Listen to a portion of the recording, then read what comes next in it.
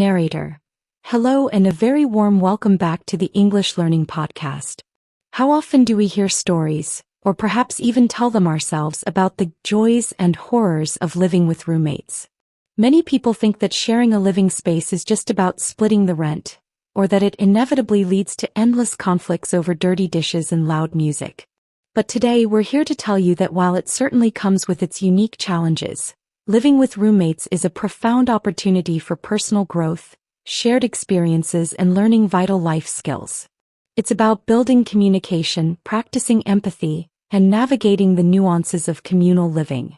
Whether you're a student embarking on your first shared apartment, a young professional seeking to save money, or simply looking for companionship, understanding how to foster a harmonious living environment is fundamental to your well-being.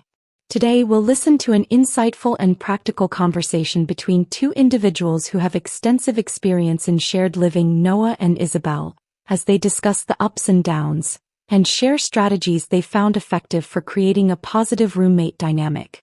By listening to their discussion, you'll not only enhance your English comprehension but also gain valuable vocabulary for discussing domestic arrangements and learn practical approaches for becoming a more considerate and effective cohabitant. And remember to stay with us until the end of their conversation, where we'll have a practice session designed to help you actively engage with the language and concepts they explore. So, take a moment to reflect on what makes a good housemate, listen attentively, and let's explore the multifaceted world of living with roommates together. Noah, hi Isabel. It's good to connect with you. I was just thinking about all the different roommates I've had over the years, and how much of a learning experience it always is. It got me thinking about how crucial living with roommates is for many people, but also how many challenges it presents. What are some of your initial thoughts on the pros and cons, or common challenges you've faced? Isabel, hi Noah. It's great to chat with you too. You've hit on a really important point. For me, one of the biggest pros is definitely cost sharing. Rent, utilities, internet, splitting those bills can make living in a nicer area or having a larger space much more affordable. And then there's the companionship. It's nice to have someone around, especially if you're new to a city. Noah, absolutely. The financial aspect is a huge draw for many. And the social side, too. Having someone to chat with after a long day or even sharing meals can turn a house into a home. I've also found that you learn a lot from different people, gaining new perspectives or even just discovering new recipes. Isabel, definitely. However, despite all those benefits, I've certainly faced some common pitfalls. My biggest challenge has almost always been differences in lifestyle and habits. I'm a bit of a neat freak, and I've had roommates who were quite messy, leading to constant low-level friction over cleanliness. Noah, yes, the dreaded cleanliness clashes. That's a classic roommate issue. I've definitely experienced that. Another common challenge I've faced is noise levels, especially with differing schedules. Someone who works late might come home and make noise when you're trying to sleep, or vice versa. Isabel, exactly. And sometimes, even if you try to be understanding, personality clashes can arise, where your communication styles or general demeanors just don't mesh. It can make the atmosphere in the shared space quite tense. Noah, definitely. The feeling of walking on eggshells in your own home can be quite unsettling. Another challenge I've personally grappled with is communication breakdown, where minor issues aren't addressed and they fester into major resentments. Or the opposite, passive-aggressive behavior like leaving notes instead of talking. Isabel, I can relate to that. The silent treatment, or veiled complaints, can certainly lead to a toxic environment. And then there's the issue of sharing common spaces like the kitchen or bathroom. Who uses what, when, and how do you keep them tidy for everyone? What about bill management? That can get tricky if someone is late with their share. Noah, I can relate to all of that. Bill management requires clear systems. So, how have you typically dealt with these initial hurdles? What basic strategies have you found effective for establishing a good dynamic right from the start? Isabel, for me, it's been crucial to have an open conversation about expectations very early on, ideally before moving in or certainly in the first few days. We discuss things like noise, cleaning, guests, and food sharing. This helps to set the ground rules and avoid misunderstandings. Noah, that's a great tip. Proactive communication is paramount. I found that being very clear about financial agreements from day one is incredibly effective. How will rent be paid? Who handles utilities? What about shared groceries? Having it all in writing, even if informal, can prevent future disputes. Isabel, that's a thorough approach. I've found that being intentional about financial clarity helps prevent a lot of stress. And for cleaning, establishing a cleaning schedule or a system for shared chores has been a game changer. It ensures everyone contributes and nobody feels like they're doing all the work. Noah, that's a proactive way to handle it. I've found that this process helps maintain a baseline level of tidiness. And it's not just about rules, is it? It's about effective communication strategies, learning to be direct yet respectful. Isabel, and what about when disagreements inevitably arise? How do you handle them? Noah, for me it's about addressing issues directly and calmly as soon as they come up, rather than letting them build. I try to use I statements, focusing on how their actions affect me, rather than making accusations. For example, I feel frustrated when the dishes are left in the sink overnight, instead of, you never do the dishes. Isabel, those are excellent strategies. I've also found that regular, brief roommate meetings can be useful, even if it's just a 10-minute chat once a month over coffee. It provides a formal space to bring up any issues or updates before they become major problems. Noah, absolutely. It creates a safe space for dialogue. What about respecting personal space and boundaries? How do you navigate that in a shared living situation? Isabel, that's incredibly important. It's about recognizing that while you share a home, everyone needs their own private sanctuary. This means knocking before entering a closed door, not taking personal items without asking, and respecting individual quiet times. It's fundamental for maintaining a healthy relationship. Noah, that's a great point. It's an ongoing process of mutual respect. What about handling visitors or partners? That can sometimes be a source of tension. Isabel, that's a big one.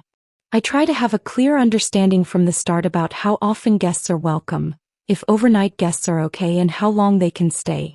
Communication is key, so if a partner is staying over frequently, it's polite to discuss it and ensure it doesn't negatively impact the other roommate. Noah, absolutely. It requires both roommates to be considerate. What about the balance between shared activities and personal time? Isabel, it's a constant journey. For me, it involves recognizing when a roommate needs space and when they might be open to socializing. It's about reading the room, so to speak. Prioritizing self-care activities and setting clear boundaries around personal time helps prevent burnout from constant social interaction. Noah, absolutely. Making time for self-reflection and building self-compassion is crucial for long-term well-being and preventing emotional burnout. It's not always easy, but it's vital.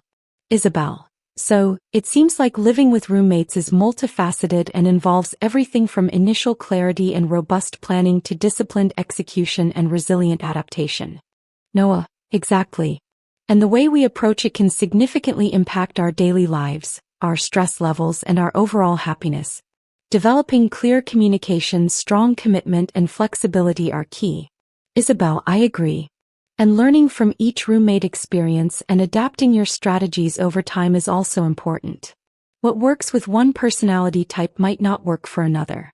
Noah, that's a great point. It's an ongoing process of learning and refinement. Isabel, well, Noah, this has been a really insightful conversation. It's good to know that many of these aspects are universal and that there are strategies we can use to improve our roommate dynamics. Noah, absolutely, Isabel.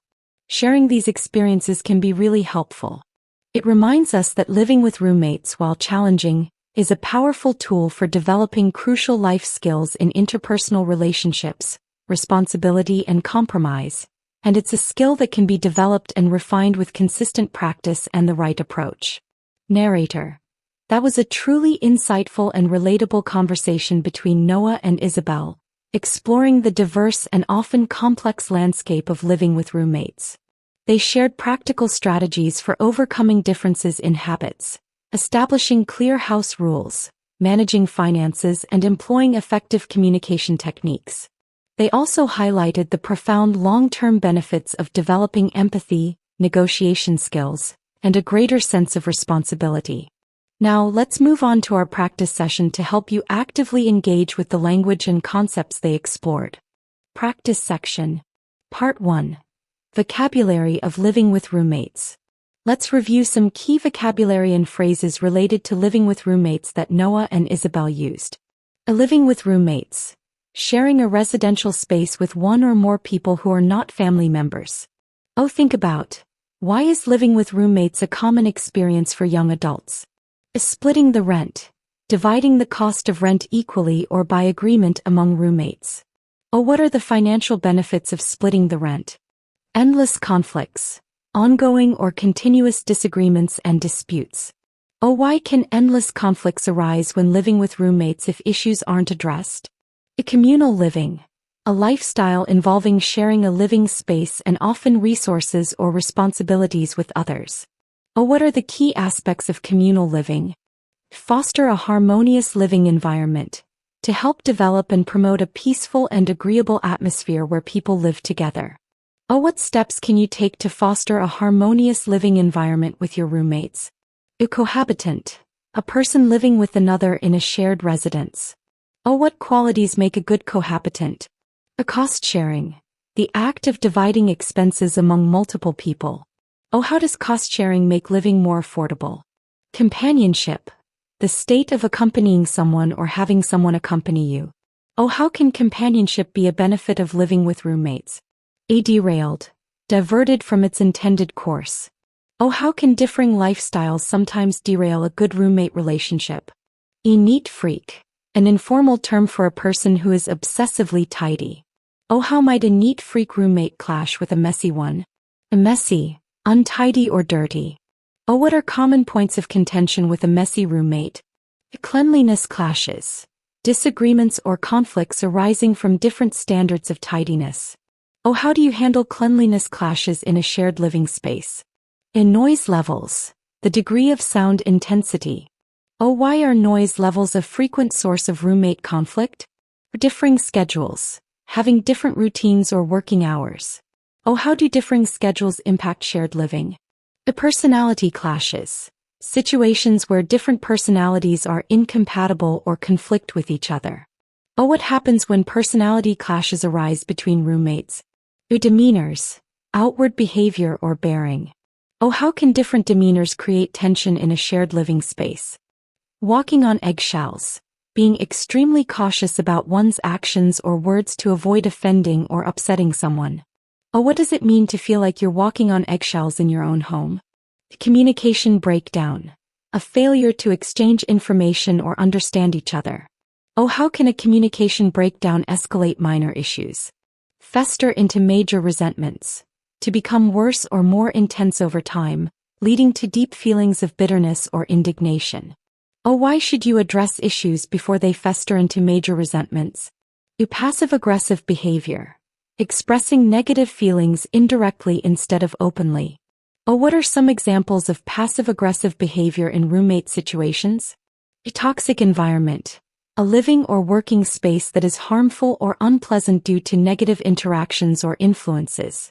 How can passive-aggressive behavior create a toxic environment? Sharing common spaces. Using communal areas like kitchens, living rooms, and bathrooms together.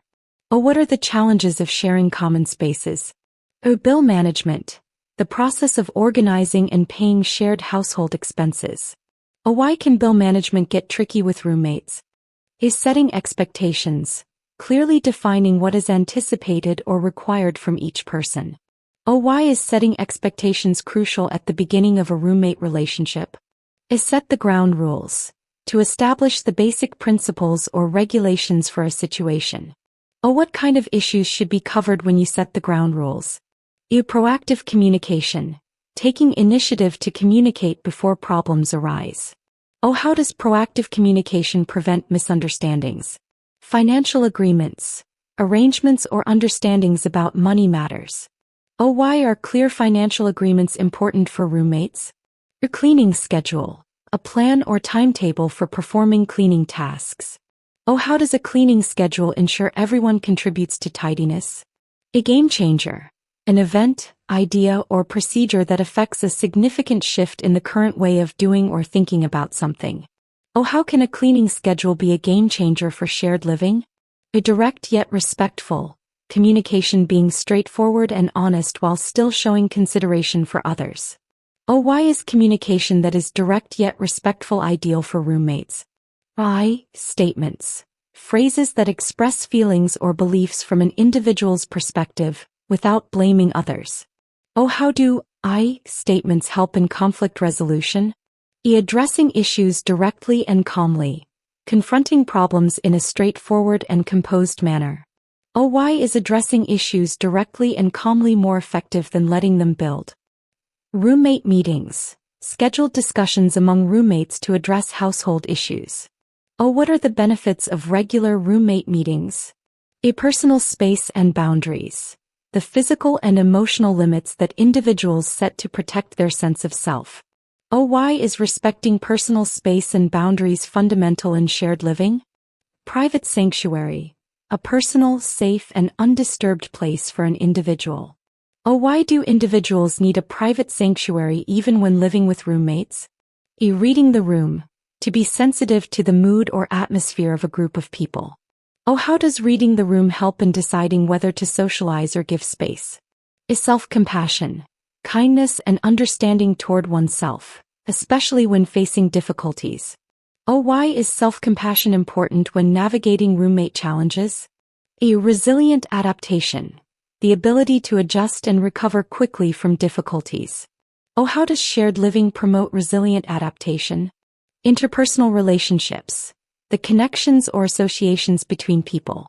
Oh, how does living with roommates improve your skills in interpersonal relationships? Part 2. Reflecting on your roommate experiences or expectations. Think about your own experiences living with roommates, or if you haven't, what your expectations or concerns would be. Answer the following questions. If you have lived with roommates, what was the biggest positive aspect of the experience? What was the biggest challenge you faced when living with roommates? How did you try to handle it? If you haven't lived with roommates, what are your main expectations or concerns about it? How important do you think clear communication is when sharing a living space? Give an example. What are 3 non-negotiable house rules you would want to establish with new roommates? How would you handle a situation where a roommate consistently made too much noise late at night? Do you think a cleaning schedule is necessary, or should tidiness be managed more organically? Looking back, what is one major life skill you've learned or think you would learn from living with roommates? What advice would you give to someone who is about to move in with their first roommate? Part 3. Practicing phrases for discussing living with roommates. Imagine you are talking to a friend or colleague in English about your living situation or experiences with roommates. Practice using the following phrases in your conversation. I'm actually looking for a new roommate right now. The biggest pro of living with others is definitely cost sharing. But the cons can be differences in lifestyle, especially cleanliness clashes. We try to have open communication about any issues. It's really important to set expectations early on. We have a cleaning schedule to keep things fair. My previous roommate and I had a communication breakdown over noise levels. I think it's crucial to respect each other's personal space. It teaches you a lot about compromise and flexibility. Practice incorporating these phrases naturally into your explanation of the situation and your feelings about it. Part 4. Role-playing a scenario about a roommate issue. Imagine you and your roommate are having a conversation about a recurring issue in your shared living space, e.g., leaving dirty dishes, loud music late at night, or guest policy. Take turns expressing your concerns calmly and suggesting solutions. Use phrases like, "Hi, your roommate's name. Could we chat for a moment about something? I've noticed the dishes have been piling up in the sink quite a bit lately. I feel frustrated when the kitchen isn't clean, especially in the mornings. What if we set up a rotating cleaning schedule for the kitchen?" Another option could be to make a rule that dishes must be washed immediately after use. I think the benefit of that would be a cleaner shared space for both of us. However, a potential drawback might be that sometimes I'm in a rush. Have you considered how your e.g. loud music late at night impacts my sleep? I'm not sure if the current guest policy is working for me. What do you think is the best way for us to resolve this? Practice this dialogue, focusing on using I statements, suggesting solutions and finding common ground. Narrator. The experience of living with roommates is undeniably a journey of give and take, a microcosm of broader human relationships. As Noah and Isabel so thoughtfully illustrated, it's not just about sharing expenses. It's about mastering communication, fostering mutual respect, and developing crucial life skills that extend far beyond the confines of your shared apartment. By embracing challenges as learning opportunities and prioritizing a collaborative approach, you can transform a potentially stressful situation into a richly rewarding period of growth, companionship, and genuine understanding. Thank you for joining the English Learning Podcast today. We hope this episode has provided you with valuable language and practical insights for mastering the art of living with roommates. We'll be back soon with more engaging conversations to support your English learning journey.